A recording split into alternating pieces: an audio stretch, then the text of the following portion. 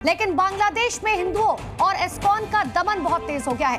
कट्टरपंथियों ने रैली में बांग्लादेश के हिंदुओं को धमकी दी है, भक्तों की खाल उतार दी जाएगी, इस तरीके के नारे लगाए गए हैं। यहाँ इस्कॉन की जगह नहीं है, इसके नारे लगाए गए हैं।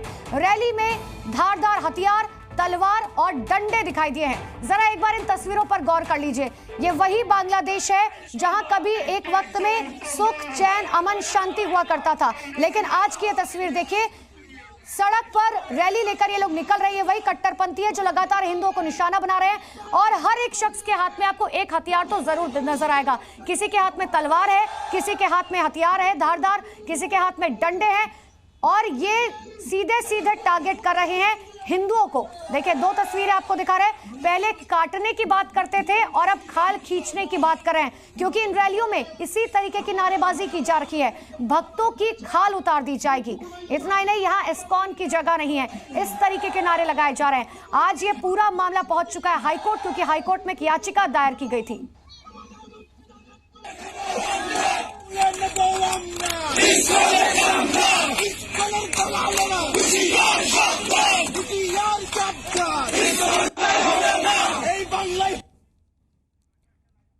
तो सुन रहे थे आप नारेबाजी, और हाईकोर्ट में एक याचिका दायर की गई जिसमें यह कहा गया है कि इस्कॉन को बैन किया जाना चाहिए। इस्कॉन बांग्लादेश के लिए सही नहीं है। वही इस्कॉन जो ये बताता है वहां के लोगों को कि आखिर हिंदू समाज क्या है, वही इस्कॉन जो सुख शांति की बात करता है, वही इस्कॉन जो लोगों को यह समझाता है कि आखिर किस तरीके से जीवन में आगे बढ़ना है। लेकिन उसी इस्कॉन के जो मुख्य पुजारी हैं उन्हें जेल में डाल दिया गया है, जिसके बाद यह पूरा बवाल शुरू हो चुका है। दो तस्वीर हम आपको दिखा रहे हैं। देखिए, आतंकी जशीमुद्दीन की बात करें तो वो बोला कि हिंदुओं की मूर्ति को तोड़ो, और ये वही आतंकी है जो बाहर घूम रहा है। पहले ये सलाखों के पीछे था जब शेख हसीना की सरकार थी, लेकिन जैसे ही तख्ता पलट हुआ उसके बाद तुरंत जो है ये सलाखों से बाहर आ गया। और दूसरी तरफ आप जो मेरी तस्वीर देख पा रहे हैं, तलवार के साथ कट्टरपंथी लगातार नारेबाजी कर रहे हैं और कह रहे हैं इस्कॉन भक्तों की खाल उठाओ। एक रिपोर्ट आपको दिखाते हैं इसी पर, देखिए। ये कट्टरपंथी बांग्लादेश की डर्टी पिक्चर है। बांग्लादेश में कट्टरपंथियों के उभार का ये सच है, जहां एक तरफ अलकायदा जैसे आतंकी संगठन से सहानुभूति रखने वाला आतंकी, भारत के खिलाफ जहर उगलने वाला आतंकी, पश्चिम बंगाल और कश्मीर के खिलाफ बयान देने वाला आतंकी नए बांग्लादेश में आजाद घूम रहा है, और एक तरफ वो इस्कॉन जिसने बांग्लादेश के लोगों की मदद की, कोरोना से लेकर भुखमरी तक, हर वो दौर जब बांग्लादेश के लोग मुसीबत में रहे वहाँ उनकी मदद की। लेकिन आज उसी इस्कॉन के पुजारी को जेल में बंद कर दिया गया है।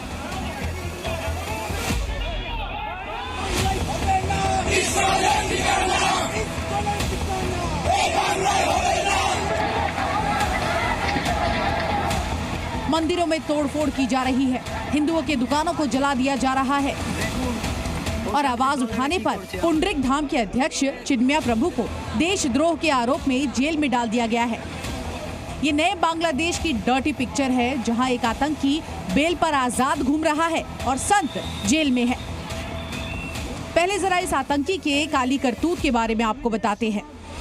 भारत के खिलाफ बोलना इसकी फितरत में है, नफरती बयान देना इस आतंकी का पेशा है। जशीमुद्दीन के जहरीले बोल का जरा एक नमूना देखिए। मूर्ति भांगा होच्छे, এই সমাজকে পরিবর্তন করে মূর্তির সমাজকে ভেঙে দিয়ে তাওহীদের সমাজ গড়ার জন্য এক সুপরিকল্পিত পরিকল্পনার অংশের সূচনা হচ্ছে মূর্তি ভাঙ্গা।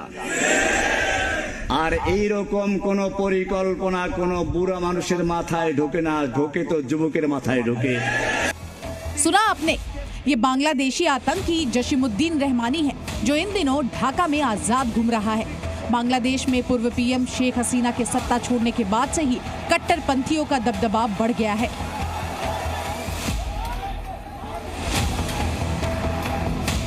आतंकी जशीमुद्दीन कश्मीर की आजादी की बात करता है, पश्चिम बंगाल को भारत से अलग करने की मंशा रखता है, भारत के चिकन नेक काटकर भारत के पूर्वोत्तर राज्यों को अन्य हिस्सों से अलग करने के लिए चीन की भी मदद की बात करता है। रहमानी काफी दिनों से जेल में बंद था, लेकिन बांग्लादेश में सत्ता बदलने और नोबेल पुरस्कार विजेता मोहम्मद यूनुस की सरकार के आने के बाद अब वो जेल से बाहर है। इसके बाद से वो लगातार भारत विरोधी बयान और वीडियो जारी कर रहा है। जसीमुद्दीन रहमानी हत्या के आरोप में 5 साल जेल की सजा काट रहा है। बांग्लादेश में अंतरिम सरकार के सत्ता में आने के कुछ ही सप्ताह बाद अगस्त में बेल पर रिहा किया गया था।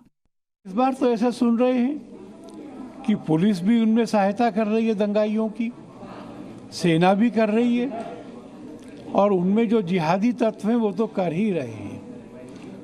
ये केवल भारत के लिए नहीं, ये केवल हिंदुओं के लिए नहीं, ये विश्व भर की सिविल सोसाइटी के लिए, उन सब लोगों के लिए जो धर्म के स्वातंत्र्य में विश्वास रखते हैं, कानून के शासन में विश्वास रखते हैं, उन सब के लिए चुनौती है। वहीं दूसरी ओर इस्कॉन ने समय समय पर बांग्लादेश के लोगों की, वहां की सरकार की मदद की, शांति पक्ष में बातें कही।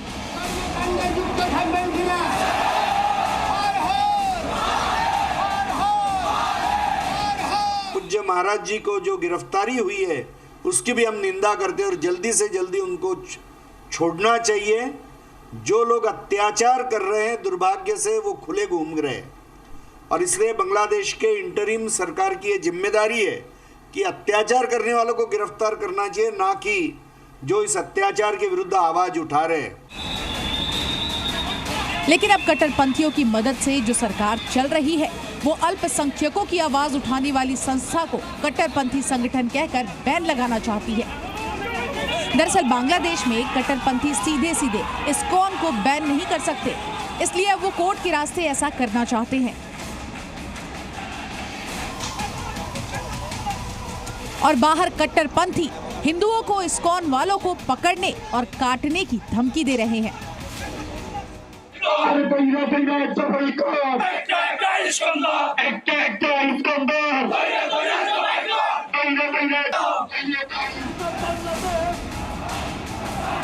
सुना आपने, ऐसे हिंदुओं के खिलाफ खुलेआम सड़कों पर नारेबाजी की जा रही है।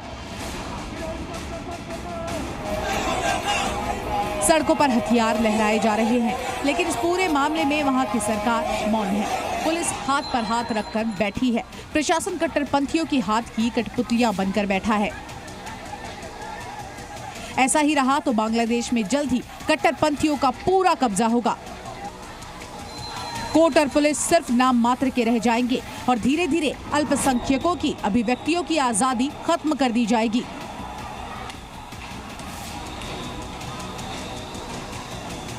आज इस्कॉन विरोधी याचिका पर सुनवाई है, जहां इस्कॉन को कट्टरपंथी संगठन बताया गया है और इसे बैन करने की मांग की गई है। ब्यूरो रिपोर्ट, जी मीडिया।